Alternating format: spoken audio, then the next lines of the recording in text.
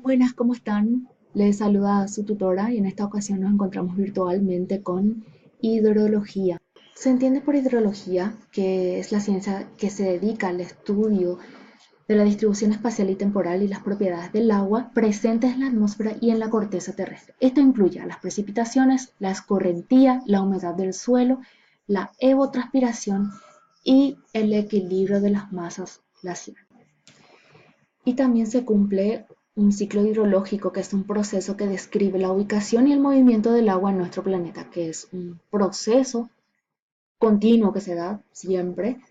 Una partícula de agua se evapora del océano, río o arroyo y esto después tiene que pasar por la etapa de precipitación. O sea, tiene que llover, hay una escorrentía, ya sea superficial o bien subterránea, y el ciclo se basa entonces en el movimiento o la transferencia de masas de agua de un punto a otro. ¿Cuáles son las fases? La evaporación, que el ciclo inicia sobre todo en grandes superficies líquidas, ya sean lagos, mares y océanos, en donde la radiación solar favorece continuamente y esto hace que se forme el vapor de agua y al menos que sea denso el aire y esto ascienda y las capas más altas a las capas más altas de la atmósfera en donde se enfría y se condensa entonces formando las nubes.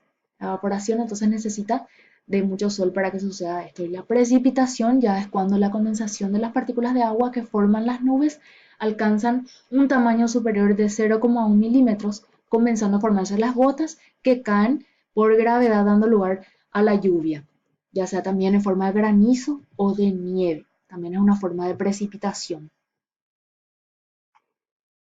Luego la retención, pero no toda el agua que precipita llega a alcanzar la superficie del terreno. Es decir, que una parte de ella vuelve a evaporarse en su caída y otra es retenida, entonces a esto se le llama agua de intercepción. Por la vegetación, por las edificaciones, carreteras, etcétera, y luego se evapora. Entonces no todo queda. Y la escorrentía, que se refiere al agua que circula, y esto puede ser de dos tipos, la superficial y la subterránea. La superficial, que el agua que circula en la superficie se concentran en pequeños cursos de agua, y posteriormente estos se van a reunir y converger en lagos, ríos, arroyos, etc. Una parte nomás se evapora y la otra se infiltra en el suelo. Y la subterránea, que el agua que desciende por la gravedad o percolación y esto alcanza una zona saturada que constituye la recarga subterránea. Esto de nuevo regresa a la atmósfera por evotranspiración. Entonces pueden ser superficial y subterránea la forma de escorrentía. Y las aguas subterráneas también, que parte de la lluvia y se encuentran en los terrenos arenosos que son permeables y se filtran hasta llegar a ser retenida por capas impermeables ordinariamente de arcilla. De esta manera se forman los acuíferos o bolsas de agua en el subsuelo y de allí surgen los manantiales, fuentes termales, si se perforan los pozos salen mucho más rápido. Continuando con el ciclo está también la infiltración, que es la parte de la precipitación que llega a penetrar en el suelo a través de los espacios vacíos de fisuras del suelo como rocas y que van rellenándose esto con agua por el medio poroso. Y la evotranspiración, que en casi todas las formaciones geológicas hay una parte superficial cuyos espacios vacíos se encuentran saturados o sobresaturados, por lo que el agua es interceptada en la zona no saturada. Es esta zona donde se evapora y vuelve a la atmósfera en forma de vapor y por otra parte se consume ya sea por la transpiración de plantas, etc. Aquí se va un poquito en este esquema la precipitación, esto vuelve aquí, es penetrado en el suelo gracias a la infiltración, esto va de nuevo hacia los lagos y la escorrentía, que sería la circulación de agua. Sería como un movimiento del agua. La importancia, ¿por qué es tan importante? Es muy importante para los recursos hidráulicos y especialmente para algunos proyectos de ingeniería. Por ejemplo, para diseñar obras hidráulicas, para la operación optimizada del uso de recursos hídricos en un sistema de obras hidráulicas también.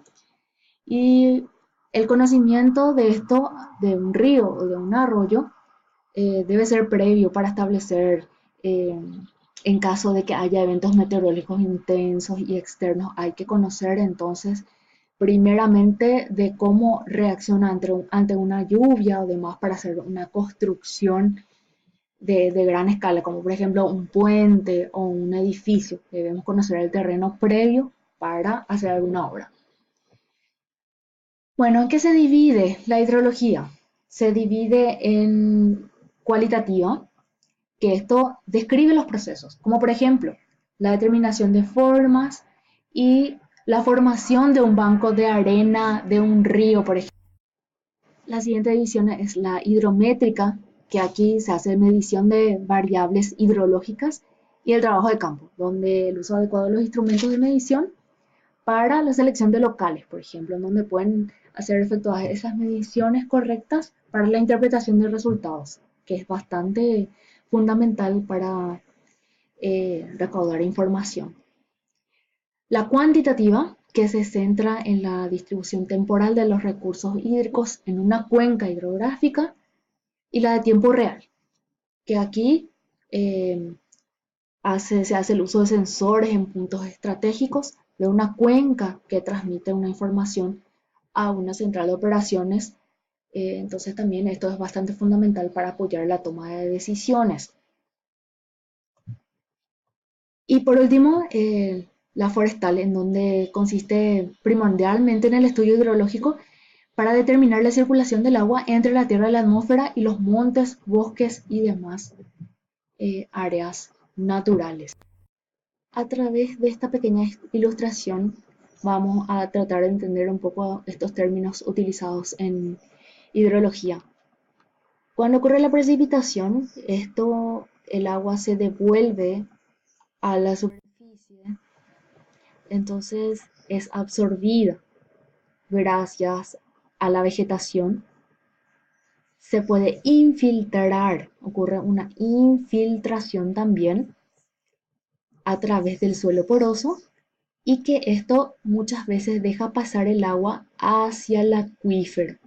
Y aquí entonces hay un gran reservorio del agua y esta agua que está en el acuífero puede volver otra vez a la atmósfera. También ocurre la escorrentía. La escorrentía sería el agua que fluye en la superficie terrestre. La escorrentía puede ser superficial y subterránea también. Y todo el agua que está en la parte de la superficie y también la recarga del acuífero de un río que tiene grandes extensiones que da al sol, del océano, etcétera. Esto entonces el agua se evapora, los árboles también hacen transpiración y la transpiración sería entonces la unión de la transpiración de los árboles y la evaporación del agua.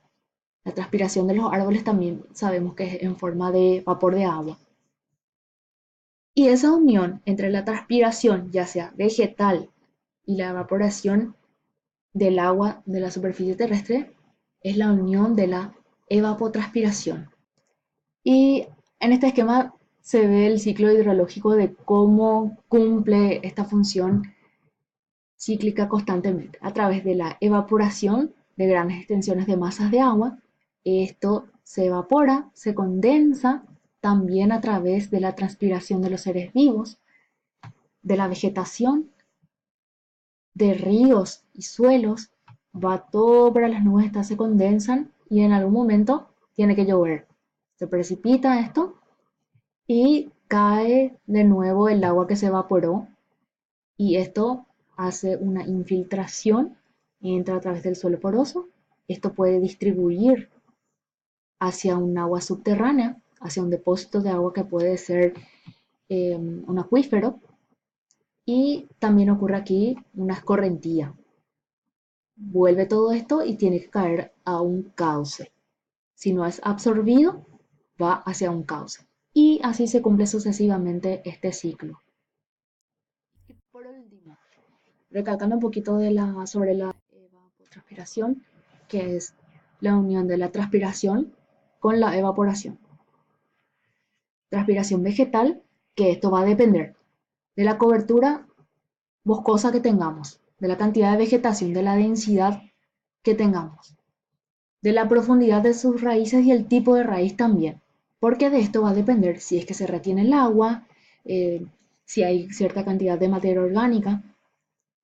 Todo eso va a depender para que el agua quede en este sitio o que se evapore, y de acuerdo a eso también la vegetación va absorbiendo esto para que ocurra la transpiración. También influye la humedad en el ambiente, tiene que haber una humedad adecuada para que también funcione esto. Y cuánto ha llovido también, y qué tanto calor hace, y qué tan fuerte esté el viento, qué tan intenso esté el viento también. Entonces depende exclusivamente de las condiciones del clima, especialmente del tipo de cultivo que tengamos y de la humedad del suelo.